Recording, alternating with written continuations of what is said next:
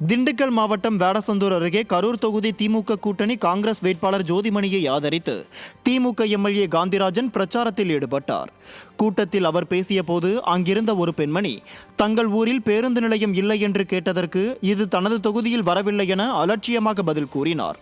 விடியா திமுக எம்எல்ஏ அலட்சியமாக பதில் கூறியது பொதுமக்கள் மத்தியில் அதிருப்தியை ஏற்படுத்தியுள்ளது. விருதுநகரில் வாக்காளர்களுக்கு பணப்பட்டுவாடா செய்ய முயற்சித்ததாக எழுந்த புகாரில் காங்கிரஸ் நிர்வாகி மீது வழக்கு பதிவு செய்யப்பட்டுள்ளது.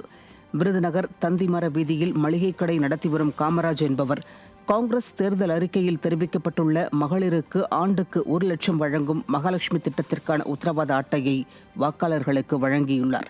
இது தொடர்பாக அளிக்கப்பட்ட புகாரின் அடிப்படையில் தேர்தல் விதி மீறியது, லஞ்சம் வழங்கியது உள்ளிட்ட பிரிவுகளின் கீழ் வழக்கு பதிவு செய்த போலீசார் விசாரணை மேற்கொண்டு வருகின்றனர்.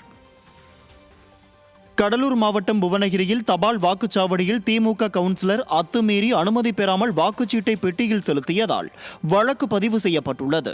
புவனகிரி பேரூராட்சி 16வது வார்டு திமுக கவுன்சிலர் அண்ணாஜோதி அலுவலர்களிடம் முறையாக அனுமதி பெறாமல் உறவினரான அரசு பள்ளி ஆசிரியரின் வாக்கை செலுத்தியுள்ளார்.